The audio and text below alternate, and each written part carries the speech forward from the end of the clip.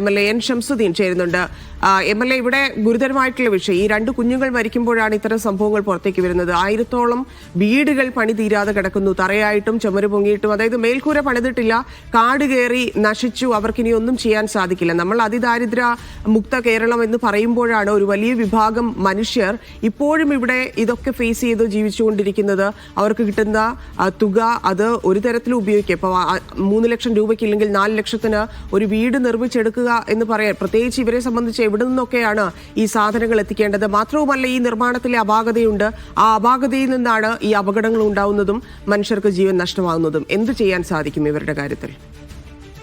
ഇതിപ്പോ 2 ദിവസം മുമ്പ് കരുവര ഊരിലുണ്ടായ 2 കുട്ടികളിടയായ സംഭവം വളരെ നിർഭാഗ്യകരമാണ്.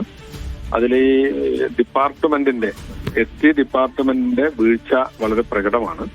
ഇവിടെ നിങ്ങൾ ഈ പറഞ്ഞതുപോലെ 1-2 സ്കീമുകളിലായി പ്രധാനമായും വീടുകൾ പണി തീരാതെ കിടക്കുന്നു എന്നുള്ളതൊരു യാഥാർത്ഥ്യമാണ്. ഇത് പലതവണ നമ്മുടെ ഡിപ്പാർട്ട്മെന്റിന്റെ ശ്രദ്ധയിൽപ്പെടുത്തിയതും അത്തരം പണി തീരാത്ത വീടുകൾക്ക് പ്രത്യേക ഫണ്ട് വെച്ച് അത് പൂർത്തീകരിക്കാനൊരു സ്കീം തരണം എന്ന് പറഞ്ഞതുമാണ്. പക്ഷേ അതിന്റെ കണക്കെടുക്കാനോ അങ്ങനെ ഒരു സ്കീം വെക്കാനോ സർക്കാർ ഡിപ്പാർട്ട്മെന്റ് തയ്യാറായില്ല. എന്നാൽ പിന്നെ തുടക്കത്തിൽ ഒരു 10-200ഓളം വീടുകൾക്ക് അങ്ങനെ അന്ന് ഈ സ്പിൽ ഓവറായിട്ട് പണി പൂർത്തിയാകാത്ത വീടുകൾക്ക് പണം കൊടുത്ത് പൂർത്തിയാക്കിയിരുന്നു. അതുകൂടി പറഞ്ഞിട്ടാണ് ഇവര് ലൈഫിൽ ഞങ്ങൾ ഇത്ര വീട് പൂർത്തിയാക്കി എന്നൊക്കെ പറഞ്ഞത്. പക്ഷെ ഈ കണക്കെടുക്കാതെ, അതായത് ATSP പദ്ധതി, അഡീഷണൽ ട്രൈബൽ, അങ്ങനെ ഒരു കുറച്ച് വീടുകൾ, പിന്നെ അതുപോലെ തന്നെ പിന്നെ ഹഡ്കോ വായ്പ കൊണ്ടുള്ള ഉണ്ട്.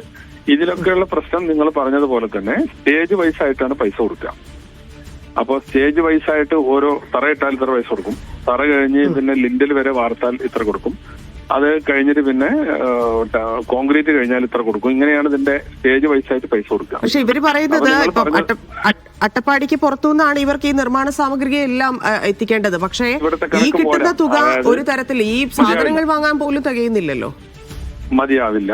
അപ്പൊ അതുകൊണ്ട് തന്നെ ഇവർക്ക് ഈ ഇങ്ങനത്തെ ഡിഫിക്കൽട്ട് റൂറൽ ഏരിയയിൽ എമൗണ്ട് കൂട്ടണം എന്ന് പറഞ്ഞിട്ട് അതിന്റെ ചെറിയ സംഖ്യ വർദ്ധിപ്പിച്ചിട്ടുണ്ട്.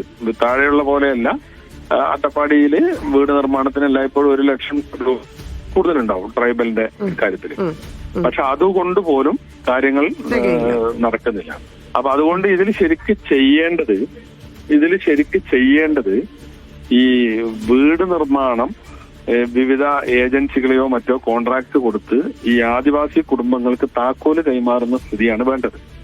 ഇത് പിന്നെ ഇവർക്ക് നേരിട്ട് പണം കൊടുക്കുന്നുണ്ട്, അവർ നിർമ്മിച്ച അത് എത്തിയില്ല.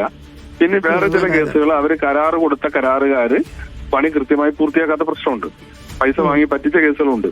അതായത് അവിടുത്തെ ലോക്കൽ കരാറുകാർ പലരും ചൂഷണം അത് ഈ പറഞ്ഞ എല്ലാ പദ്ധതികളിലും നടന്നിട്ടുണ്ടെന്ന് മനസ്സിലാക്കുന്നു. ഏക പോംവഴി എന്ന് പറയുന്നത് ഡിപ്പാർട്ട്മെന്റ് നിർമ്മിക്കുന്ന എത്ര വീടുകളാണ് ആ വീട് ഒന്നിച്ച് ടെൻഡർ ചെയ്ത് എഗ്രിമെന്റ് വെച്ച് ഒരു കരാറുകാരനെ കൊണ്ട് ഇത്ര വീട് നിർമ്മിച്ചു കൊടുക്കുക. അങ്ങനെ ഈ ആദിവാസി കുടുംബങ്ങൾക്ക് താക്കോല് കൈമാറുന്ന സ്ഥിതിയിലേക്ക് വരുമ്പോഴേ ഈ ചൂഷണം ഇല്ലാതാകുകയുള്ളൂ, അല്ലെങ്കിൽ ഈ പ്രശ്നം ഇല്ലാതാകുകയുള്ളൂ. ഇതൊക്കെ നിയമസഭാ ചർച്ചകളിലും മന്ത്രിയുടെ അടുത്തും വിവിധ മാറി വന്ന സന്ദർഭങ്ങളിലൊക്കെ പറഞ്ഞിട്ടുണ്ട്. നിങ്ങൾ ഈ പറയുന്ന വസ്തുത ശരിയാണ്. പണി പൂർത്തിയാകാത്ത 1000-നടുത്ത് വീടുകൾ പല ഊരുകളിലായിട്ട് കിടക്കുന്നുണ്ട്. ഇനിയിപ്പോ പലതും അതിന്റെ മുകളിൽ നിർമ്മാണം നടത്താൻ സാധിക്കൂല, കാരണം വെയിലും മഴയൊക്കെ കൊണ്ട് അതൊരു ഡൈലാപ്പുലേറ്റഡ് കണ്ടീഷനിലായിട്ടുണ്ട്. ഇനി അതിന്റെ മേലെ കൊണ്ടുപോയി താങ്കൾ പറഞ്ഞതുപോലെ ഉചിതം അതിൽ ഈ പറഞ്ഞതുപോലെ ഏറ്റെടുത്തിട്ട് അത് നിർമ്മിച്ച് താക്കോൽ നൽകുക എന്നുള്ളത് മാത്രമേ ഇനി നടക്കൂന്നാണ് മനസ്സിലാക്കുന്നത്. അപ്പൊ അത് ആ രീതിയിൽ ചെയ്യേണ്ടി വരും. അത് ഈ ഇലക്ഷൻ കാലമായതുകൊണ്ട് അതിലൊരു ഡിസിഷൻ എടുക്കാൻ കഴിയില്ല.